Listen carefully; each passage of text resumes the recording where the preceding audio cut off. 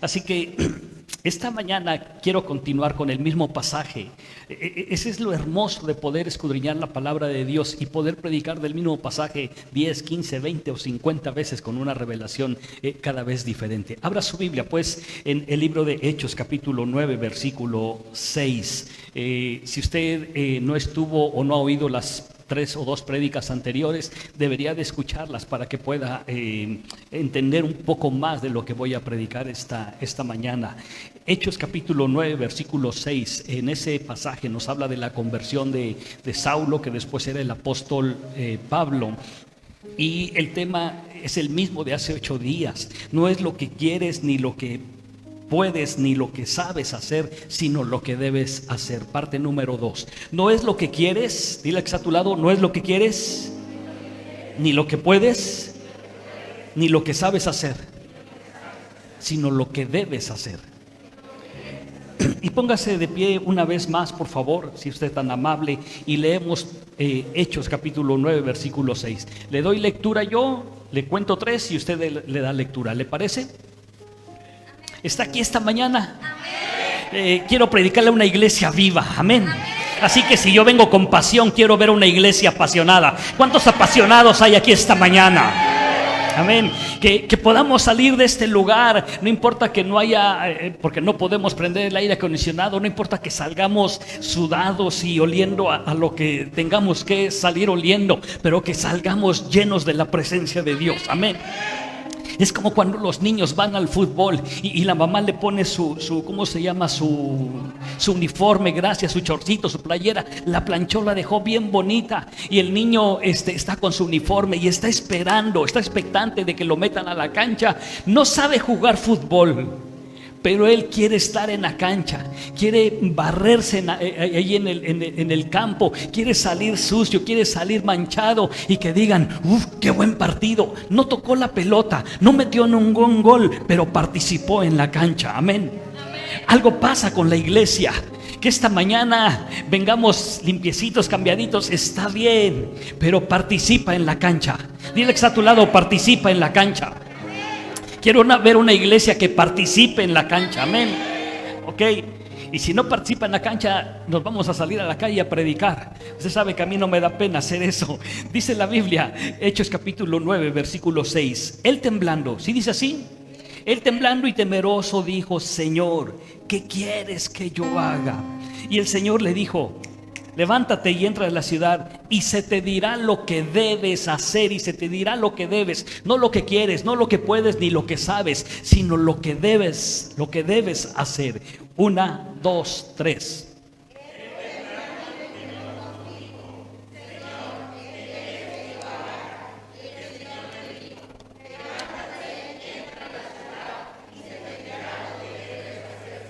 Voltea y dile al que está a tu lado, hoy nos van a decir lo que debemos hacer. Cierre sus ojos. Padre, te damos gracias. Muchas gracias, Señor, por tu palabra.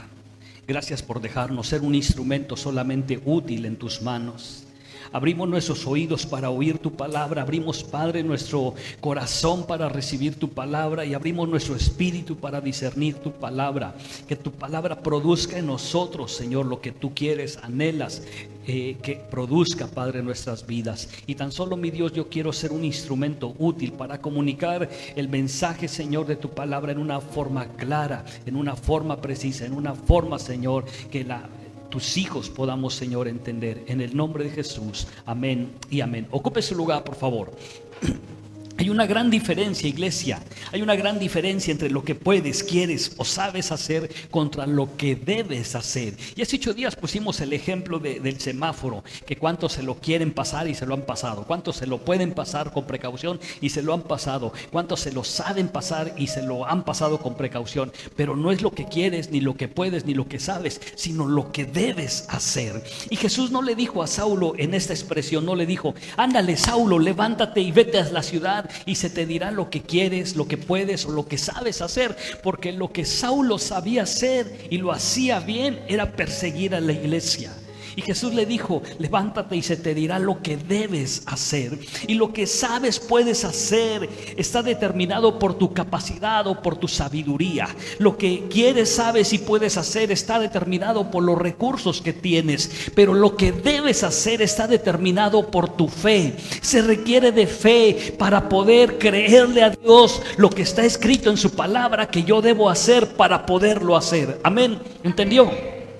Se requiere de fe para poder creerle a Dios lo que está escrito en su palabra, que es lo que debo de hacer. Se requiere de fe. Lo que debes de hacer está determinado por los recursos que el cielo proporciona para cada uno de nosotros. No es lo que haces, sino la fe con lo que lo haces. No es lo que haces, sino la fe con lo que lo haces. Amén. Así que no es lo mismo decir: voy a ofrendar y voy a diezmar un poco, a creerle a Dios que entre más siembro, más cosecha tengo. Y no voy a hablar del diezmo ni ofrenda. Así que queremos ver una iglesia que podamos entender que entre el querer y el hacer está el deber. Entre el querer y el saber está el deber por sobre todas las cosas. Van los jóvenes a la escuela y bueno, cuando había reuniones presenciales, y no sé a qué edad los niños aprenden a copiar. Yo aprendí como a los 15 años. Pero estás allí y como que empiezas a levantar la vista para tratarle de copiar. ¿Sabes copiar? ¿Puedes copiar? Lo puedes hacer. ¿Quieres copiar? Por supuesto que quieres copiar si no estudiaste, pero no es lo que sabes, quieres o puedes, sino lo que debes hacer. Y la pregunta es: ¿debes copiar? No. Entonces actuamos en base a lo que debemos hacer. Éxodo capítulo 24 nos narra una historia muy preciosa. Dice Éxodo capítulo 24 del 1 al 7: dijo Jehová a Moisés: sube ante Jehová tú, Aarón, Nadab y Abiú, y 70 de los ancianos de Israel, y os inclinaréis desde lejos. Pero Moisés solo se acercará a Jehová, y ellos no se acerquen, ni suba el pueblo con él. Y Moisés vino y contó al pueblo todas las palabras de Jehová y todas las leyes, y todo el pueblo respondió a una voz y dijo: haremos todas las palabras que Jehová ha dicho. Es decir, vamos a hacer lo que debemos hacer, que ya está escrito en la palabra, en las leyes. Y Moisés escribió todas las palabras de Jehová, y levantándose de mañana edificó un altar al pie del monte y 12 columnas según las 12 tribus de Israel. Versículo 5 sería toda una prédica para los jóvenes, y dice: y envió jóvenes. Se levantó temprano Moisés y edificó, dice la Biblia, que edificó un altar y edificó 12 columnas. Y en el altar, en cada uno de ese altar, en ese altar iba a hacer un sacrificio. Y usted sabe que para hacer un sacrificio necesitaban ir a buscar un animal que estuviera puro, limpio y sin mancha, sin defecto alguno, escogerlo, traerlo y matarlo y sacrificarlo. Oh, yo nunca he matado un pollo ni una gallina, porque no sé, y sé que es algo de trabajo. Tampoco he matado un cerdito, un puerquito, y alabo y doy gracias a Dios por la gente que se dedica a matar esos animales para que tú y yo podamos tener carne asada y todo eso, que es deliciosa. ¿Cuántos dicen amén? Pero es un trabajal estar sacrificando. Imagínate matar un animal. Y dice la Biblia: y envió jóvenes de los hijos de Israel, los cuales ofrecieron holocaustos y becerros como sacrificios de paz. ¿Cuántos becerros mataron? No lo sabemos, pero mataron muchos becerros. Y esa es toda una prédica. Envió jóvenes. ¿Acaso no estaban haciendo nada los jóvenes? ¿Acaso no estaban estudiando, no estaban trabajando, no estaban en sus clases virtuales? ¿Acaso no estaban ayudando a mamá, a papá a pintar la casa, a hacer la comida? ¿Acaso no estaban haciendo nada? ¿Por eso Moisés los mandó? No, siempre que Dios manda a alguien a hacer una actividad es porque encontró a alguien trabajando. Dios nunca va a llamar a alguien que no está haciendo nada para meterlo a trabajar en su obra. Jamás va a pasar eso. Siempre que tú estás trabajando y tienes mucho trabajo, mucha presión, muchas cosas por hacer, tú eres el mejor candidato para servir a Dios.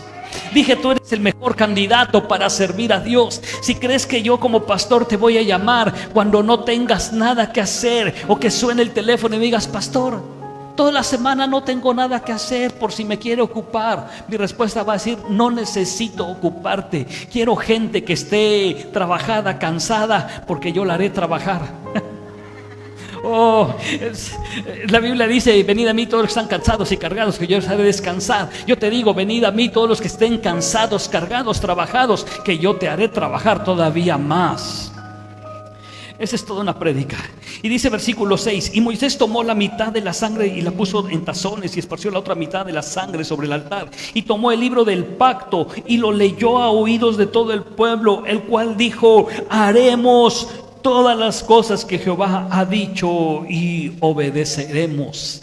El deber, lo que debemos hacer. Enseñamos el domingo pasado que ya está escrito en la palabra de Dios. Dios ya nos dejó sus leyes, sus mandamientos, sus estatutos, para que tú y yo podamos hacer no lo que queremos, no lo que podemos ni lo que sabemos, sino lo que debemos hacer. Y lo que debemos hacer está escrito en la palabra de Dios, pero es nuestra responsabilidad hacer lo que debemos hacer. Muchas de las veces a la iglesia, a los matrimonios les va mal, tienen problemas en su matrimonio, en su familia, porque hicieron lo que quisieron, lo que pudieron y lo que ¿cómo se diría? Supieron, pero no lo que debieron hacer. Así que la obediencia está relacionada con el deber, la obediencia está relacionada con la lealtad, la obediencia está relacionada con el honor, la obediencia está relacionada con el amor, porque no todo el que te ama te obedece. Perdón, no todo el que te obedece te ama, pero todo el que te ama siempre te obedece. No todo el que obedece ama, pero todo el que ama siempre va a obedecer. Y el pueblo de Dios le dijo, haremos, es decir, vamos a hacer lo que debemos hacer, te vamos a obedecer en todo. Y usted conoce la historia. Lo que debemos hacer, iglesia, está ordenado en la Biblia. Dile al que está a tu lado, lo que debemos hacer está ordenado en la Biblia. Lo que debemos hacer está ordenado en la Biblia. Pastor, dicen los muchachos, quiero que me vaya bien, ¿qué hago? Pues lee la Biblia. Pastor, quiero que me vaya bien, quiero tener bendición financiera, ¿qué tengo que hacer? Y la Biblia dice, honra a tu padre, a tu madre, para que te vaya bien y seas de larga vida. Llega el esposo y dice, pastor, la esposa no me contesta bien, yo le digo que me dé de comer y no me da de comer, ¿qué debo de hacer? ¿Sabes lo que dice la Biblia? La buena respuesta: que tus dichos de tu boca sean panal de miel, que suaviza nuestro oído.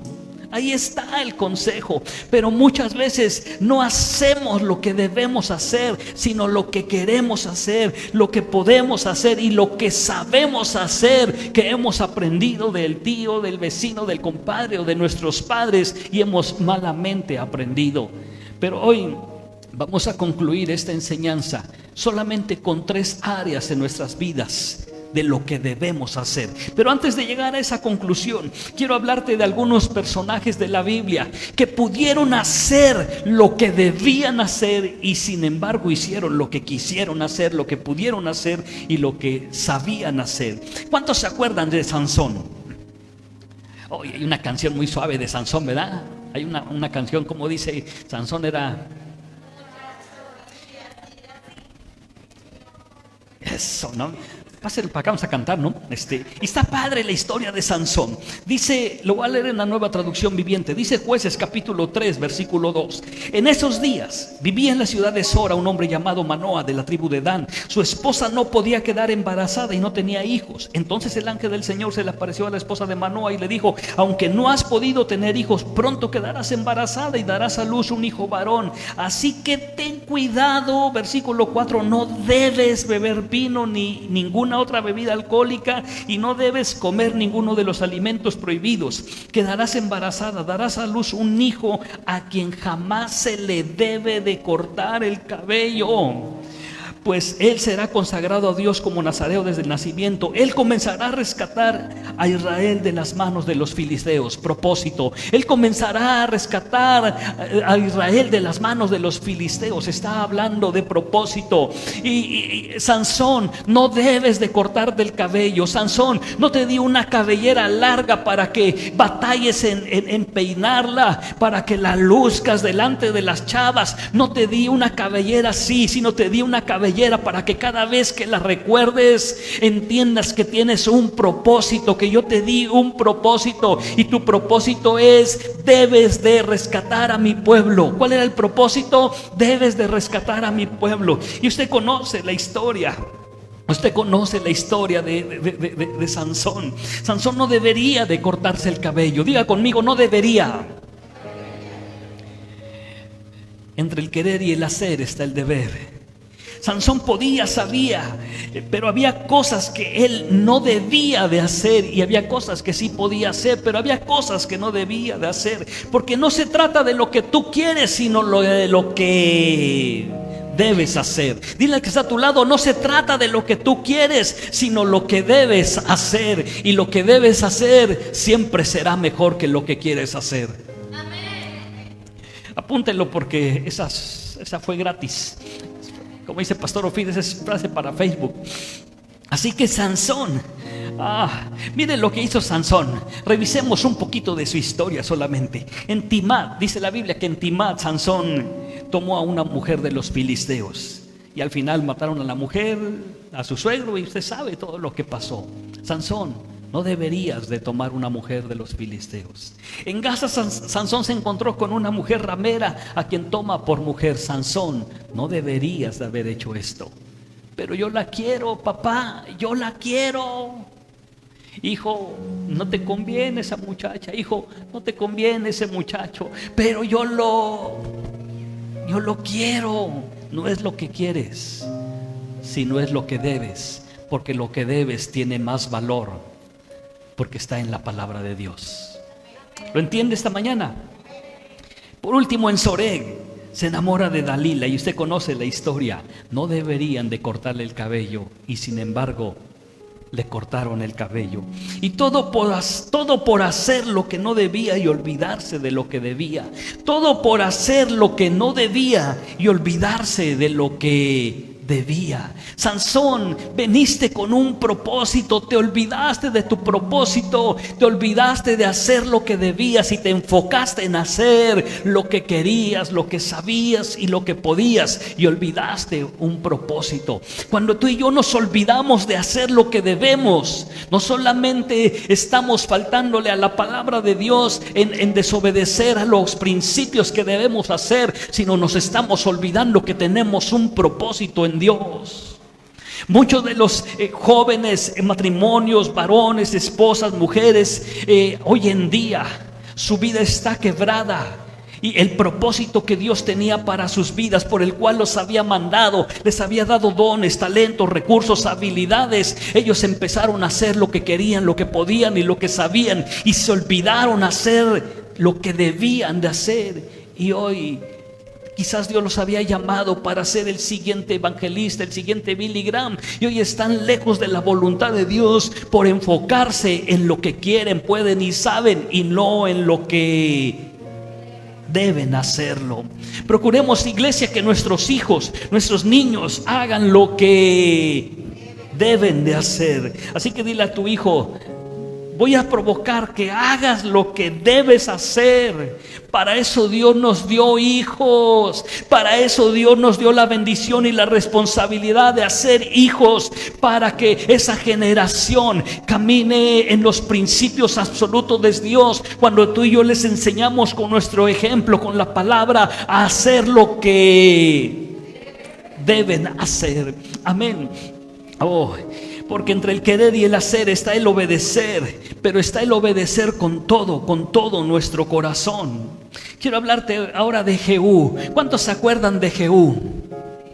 Jehú era ese cuate loco que un profeta no pudo cuando fue amedrentado no pudo, pero Jehú tenía el carácter agresivo. Jehú era de esos jóvenes atrabancados que, ¿qué onda, pastor? Yo le entro. Mira, hay que ir a predicar a tal lugar, Jehú, pero hay mucha gente más. No, hombre, pastor, yo me rifo un tiro por usted, yo le entro, yo predico. Así era Jehú. Y dice la palabra de Dios que Jehú acabó con Jezabel. Fue tan agresivo que mató a todos los siervos de Baal. Así era Jehú. Segunda de Reyes, capítulo 10, versículo 28, en la Nueva Traducción Viviente dice: de esta forma Jehú destruyó a todo rastro de culto a Baal en Israel. Sin embargo, no destruyó los becerros de oro que estaban en Betel, en Dan, con los cuales Jeroboam, hijo de Nabat, había hecho pecar a Israel. No obstante, el Señor le dijo a Jehú: hiciste bien al seguir mis instrucciones de destruir a la familia de Acab. Por lo tanto, tus descendientes serán reyes de Israel hasta la cuarta generación, solamente hasta la cuarta generación. Versículo 31. Pero Jehú no obedeció con todo el corazón la ley del Señor, Dios de Israel se negó a abandonar los pecados que Jeroboam hizo cometer Israel. Porque entre el querer y el hacer está el obedecer con todo el corazón. Dice la Biblia que Jehú no obedeció a Dios con todo su corazón. Y sigue avanzando y dice que empezó el Señor a reducir el territorio de Israel y lo empezaron a conquistar los enemigos. Versículo 31 dice: pero Jehú no obedeció con todo el corazón la ley del Señor. Y eso me impacta y me hace reflexionar. Jehú, ¿qué hubiera pasado si tú hubieras hecho lo que debías de hacer, de destruir toda la idolatría que había en el pueblo? Sin embargo, dice la Biblia que no lo hizo así. Dice que destruyó parte de esa idolatría y dejó algo más. Y dice la Biblia que Dios le dijo: solamente tus generaciones serán reyes hasta la cuarta generación. ¿Qué hubiera pasado si Jehú destruye toda la idolatría que había en el pueblo? No hubiera sido no solamente 4 generaciones las que iban a reinar, ¿no hubieran sido mucho más generaciones? Se lo dijo en su corazón. ¿Qué pasará con nuestras siguientes generaciones si no hacemos lo que debemos y nos enfocamos en hacer lo que podemos, sabemos o queremos? ¿Qué pasará con nuestras siguientes generaciones, iglesia? Vamos, ¿qué pasará con nuestras siguientes generaciones si tú y yo como padres solamente nos estamos enfocando en hacer lo que podemos, lo que queremos y lo poco que sabemos, y nos olvidamos de enfocarnos en lo que debemos hacer? ¿Será posible acaso que nuestras generaciones solamente vivirán 4 generaciones y después quedarán en el olvido? Pero déjame ir a la palabra de Dios, a un pasaje que te va a llenar de gozo y nos va a llenar de alegría, sabiendo que hubo un padre que 200 años, dicen los historiadores, 200 años atrás llegó con su gente y le dijo: ustedes jamás van a tomar vino, ustedes jamás van a hacer esto, ustedes jamás van a hacer lo otro. 200 años después, y el pueblo seguía obedeciendo lo que debía de hacer. Estoy hablando de los recabitas. Dice Jeremías capítulo 35, 19 versículos. Espero me siga. Jeremías 35 dice: este es el mensaje que el Señor le dio a Jeremías cuando Joacim, hijo de Josías, era rey de Judá. Ve al asentamiento donde habitan las familias de los recabitas e invítalos al templo del Señor. Ese es un mensaje muy bueno. Invítalos al templo del Señor. Pero mira para lo que los invitó: llévalos a una de las habitaciones, a uno de los salones interiores, y ofréceles algo de vino. Así que fui a ver a Hazanías, hijo de Jeremías y nieto de Asbasinías, y a todos sus hermanos e hijos que representan la familia de los recabitas. Los llevé al templo y fuimos a la habitación asignada a los hijos de Anán, hijos de Igdalías, hombre de Dios. Esta habitación se encontraba junto a la que usaban los funcionarios del templo, encima de la habitación de Maaseías, hijo de Salum, el portero del templo. Versículo 5: puse copas y jarras llenas de vino delante de ellos y los invité a beber, pero no aceptaron. No dijeron, no bebemos vino porque nuestro antepasado Jonadab, hijo de Recab, nos ordenó: nunca beban vino, ni ustedes ni sus descendientes, tampoco edifiquen casas, ni planten cultivos, ni viñedos, sino que siempre vivan en carpas. Si ustedes obedecen estos mandamientos, vivirán largas y buenas vidas en la tierra. Ya les habían ordenado lo que tenían que hacer. Les había dicho: Ben-Hadad, no tomen vino, no construyan casa, no siembren viñedos. Y Dios le dice: Jeremías, ve y pruébalos, llévalos al templo y ofréceles vino.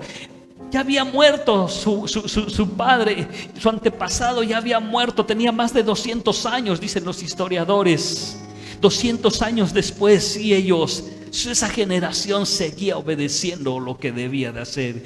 Quiero ser una iglesia, quiero ser un pastor, quiero ser una familia que aun cuando Dios nos llame a su presencia y pasen 200 años, y si Dios y Jesús no ha venido por su iglesia y pasan 200 años, nuestra siguiente generación después de nosotros, 200 años, dirán: no hacemos esto, porque hubo un 21 de marzo que Pastor Efraín nos predicó lo que debíamos de hacer y lo que no debíamos de hacer, y nosotros 200 años seguimos obedeciendo a la palabra de Dios.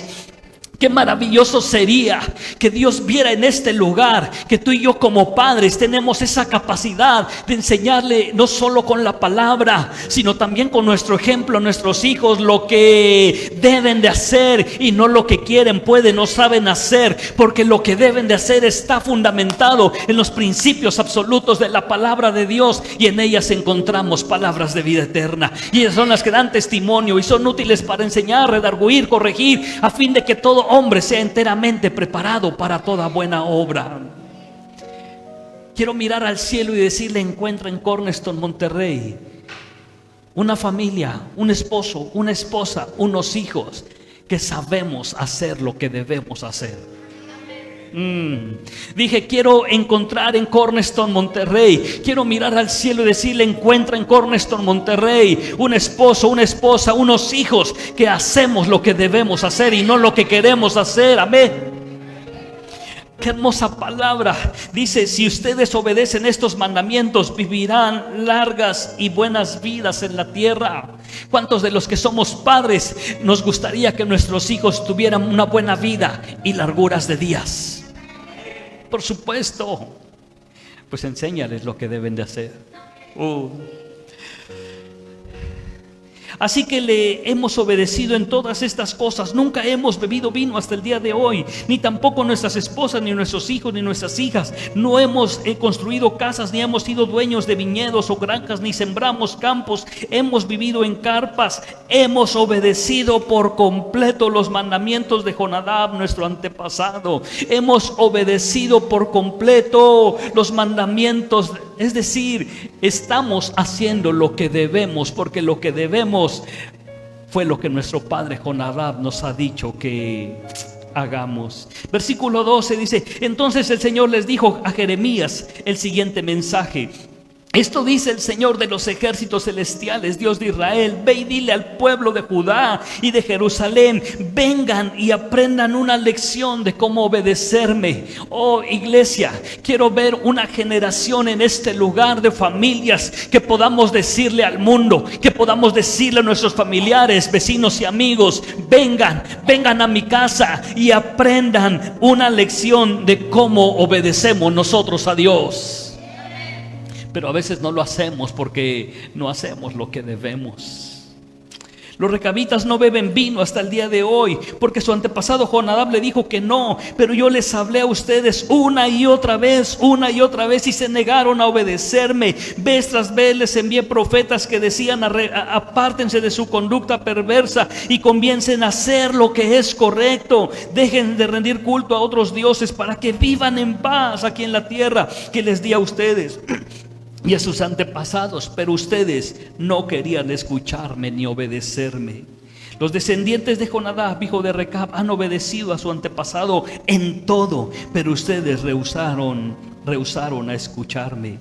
Por lo tanto, Versículo 17, esto dice el Señor, Dios de los ejércitos celestiales, Dios de Israel: dado que ustedes se niegan a escuchar o responder cuando llamo, enviaré sobre Judá y Jerusalén todos los desastres con los que amenacé. Uy, no, pues así por la buena sí te obedecemos, Señor, ¿no? ¿Cuántos podrían decir, mejor así por la buena? Padre, aquí está lo que debo hacer. Mejor por la buena debo de obedecer. Porque dice la Biblia, mire lo que dice: ustedes se niegan a escuchar o a responder cuando llamo. Enviaré sobre Judá y Jerusalén todos los desastres con los que amenacé. Oh, yo no quiero que venga desastres sobre mi vida, sobre mi familia.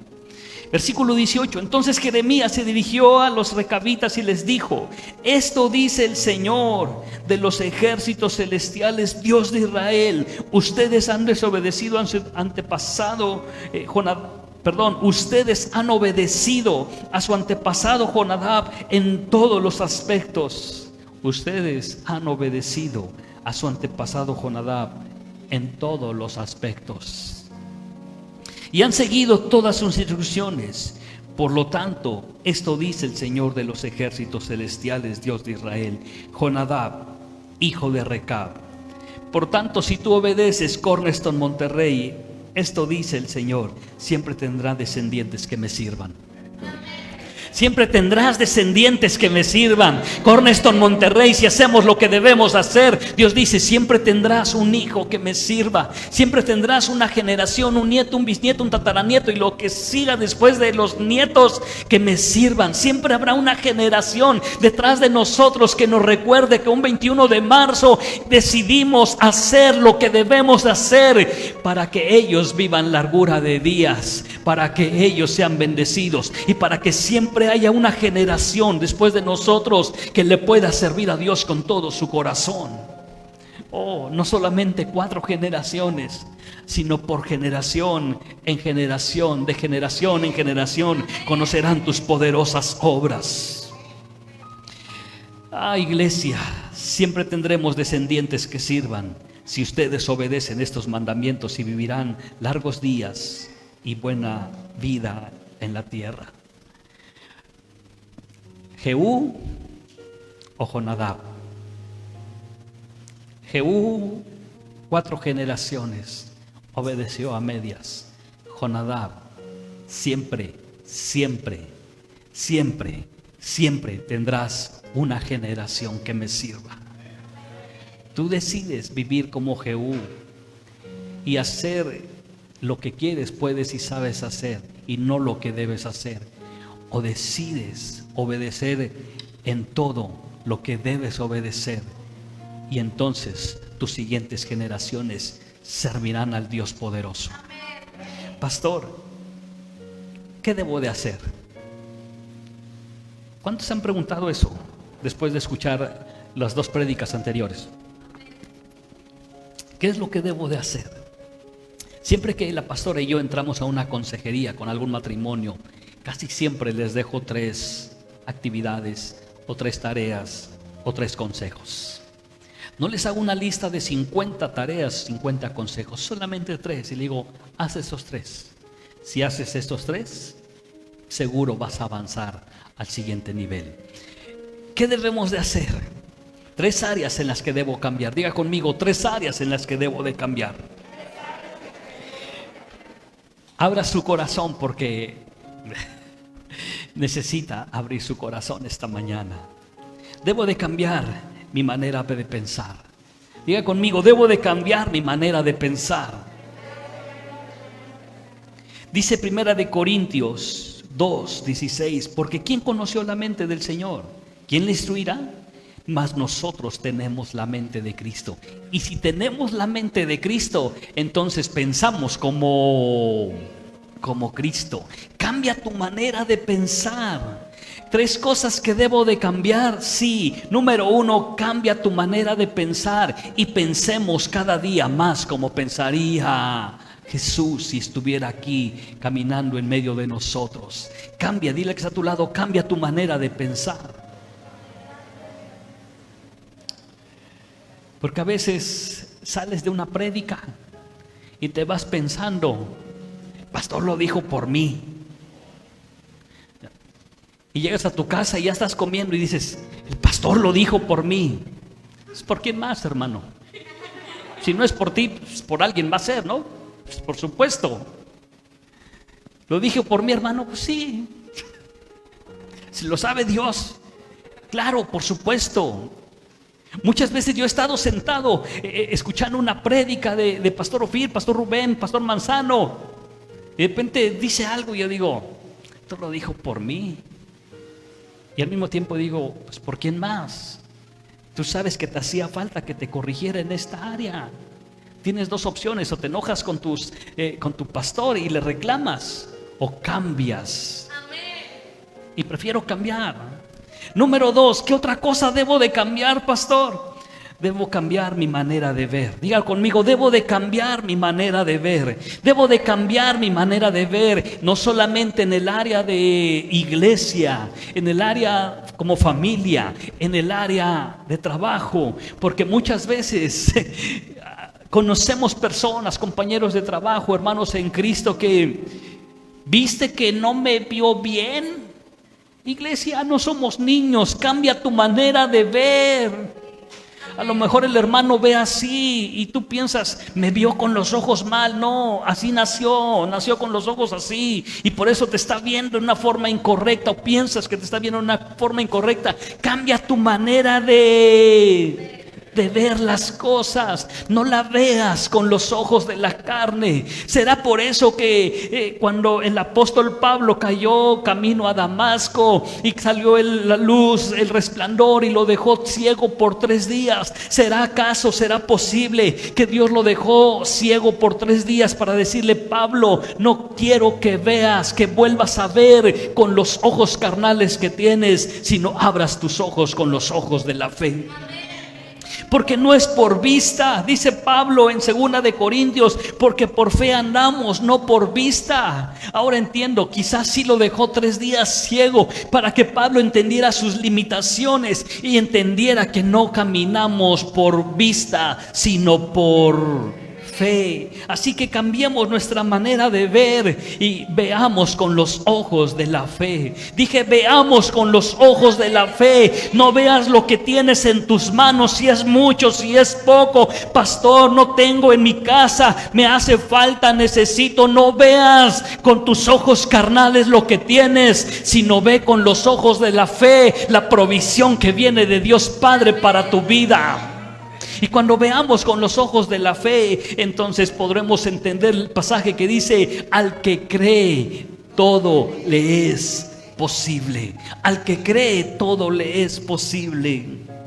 Número 3, cambia tu manera de sentir. Nada más 3 cosas te dije que te iba a decir al final. Debo de cambiar mi manera de pensar, debo de cambiar mi manera de ver, y debo de cambiar mi manera de sentir. ¿Cuántos han oído esa frase que dice, eres como jarrito de Tlaquepaque, feo y sentido? Yo no conozco un jarrito de Tlaquepaque, nada más conozco la frase. Pero imagínate si compras una taza, un recipiente, una cazuela. Además de que está fea, la compraste porque era para lo único que te alcanzaba. Y al momento de que la pones con fuego, con agua y a fuego lento se truena, ¿serviría? ¿Te serviría? No, la voy a pegar con resistol y cinta scotch, decimos en Chilangolandia, con Durex. ¿La pegarías? No, la tirarías, porque está fea y es sentida y se destruyó. Así que cambia tu manera de sentir. No lo tomes a personal, pero la palabra de Dios toma la real. ¿Por quién más lo dije? Pues por ti, por supuesto. Así que cambia tu manera de sentir. Cuando vengas a la iglesia, no vengas con sentimientos de voy a ir esperando que ahora sí el pastor no me eche una indirecta. No vengas con ese sentir. Ven con un sentir, con el mismo sentir que hubo también en Cristo Jesús. Ven con un solo sentir. Dice la palabra de Dios, completad mi gozo, sintiendo lo mismo, teniendo el mismo amor, unánimes, sintiendo una misma cosa. Y yo le pregunto al cielo: Padre, ¿qué estás sintiendo esta mañana? Porque eso mismo quiero sentir yo esta mañana. Y yo me pregunto: ¿acaso el Padre estará sintiendo tristeza en su corazón? ¿Acaso el Padre estará sufriendo, estará tronándose los dedos porque ya no tiene recursos financieros para bendecir a su pueblo? ¿Acaso el Padre está llorando porque alguien le negó, porque alguien no recibió a Jesucristo en su corazón? ¿Acaso el Padre estará triste? El mismo sentir que tuvo Él es el mismo sentir que quiero tener yo. Cambia tu manera de sentir, sintiendo una misma cosa. Y si yo esta mañana estoy sintiendo gozo, pasión y alegría, por lo menos quiero que tú sientas pasión, gozo y alegría. Dígalo conmigo: pasión, gozo y alegría. Iglesia, el día que veas que entra tu pastor apachurrado, tampoco quiero que sientas: bueno, está el pastor apachurrado y todos. El pastor está alabando a media asta y tú también. A lo mejor se lo sonó a la pastora, por eso viene así. No, pero si yo ¿cuántos me han visto apachurrados en 13 años que tenemos pastoreando esta iglesia? ¿Quién me ha visto apachurrado? ¿Quién me ha visto? Me vieron en el hospital cuando estuve hace 7 años enfermo de los riñones. Alguien me vio chillando allí. Después de Pedro y Liz, claro, por supuesto que fueron los únicos que llegaron en el momento que ya estaba a punto de soltarlas de cocodrilo. Pero ¿quién me ha visto allí? Se va a la pastora, se ha ido la pastora de viaje a ver a su familia y hasta jubilosos estamos. Porque yo sé que ella va a regresar. Estamos tristes, pero estamos contentos porque está con su familia, está disfrutando su familia. Pero si me moviera por sentimientos, entonces estuviera triste cada vez que ella va a ver a su familia a México, o ella estuviera triste y de mal humor cada que yo ando de viaje. No se trata de sentir lo mismo que siente el hermano, sino lo que siente el cielo. Y entonces contra eso hay que elevar nuestro nivel. Póngase de pie, iglesia. Póngase de pie. 3 áreas. No es lo que sabes hacer, no es lo que quieres hacer y no es lo que puedes hacer, sino lo que debes hacer.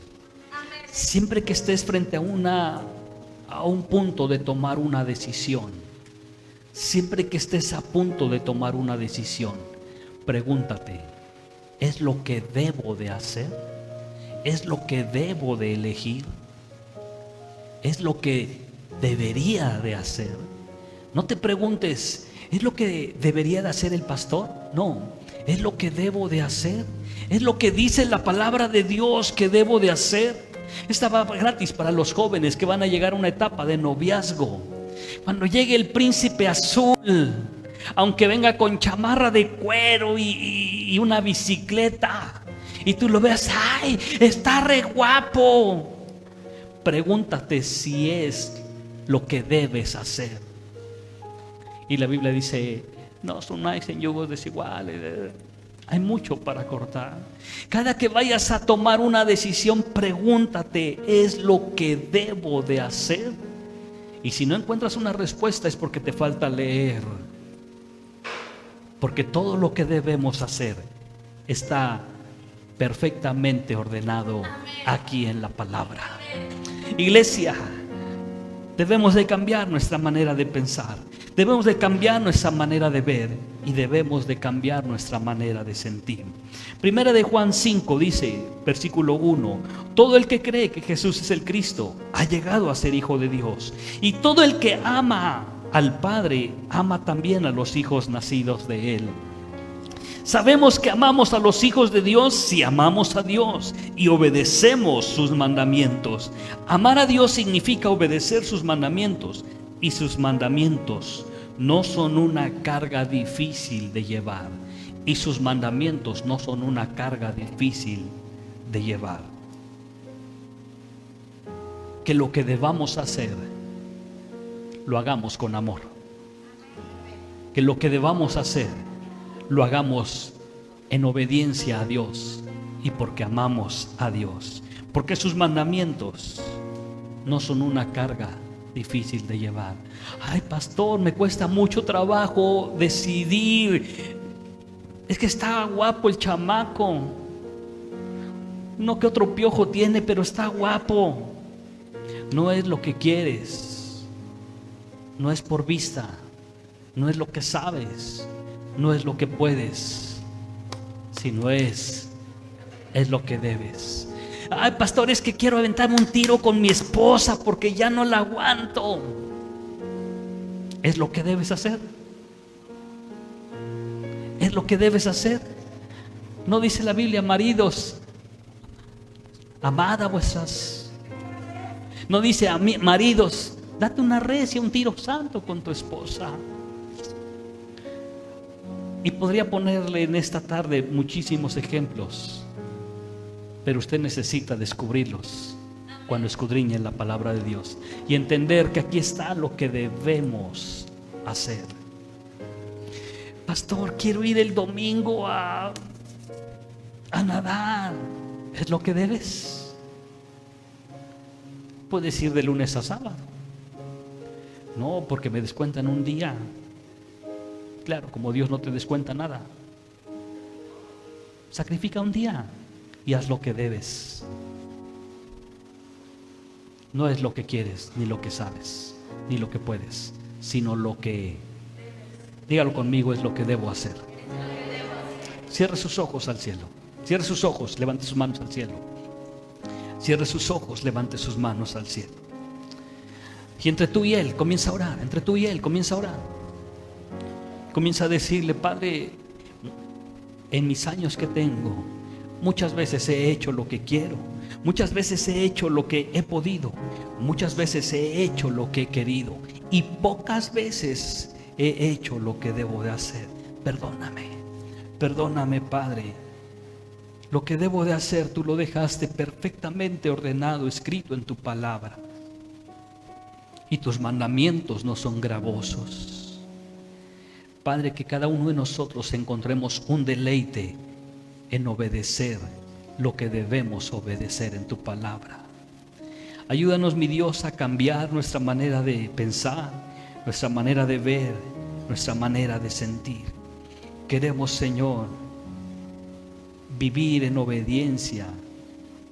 Queremos, Padre, obedecer y hacer lo que debemos hacer, que está escrito en tu palabra. Bendice, Señor, a tu iglesia.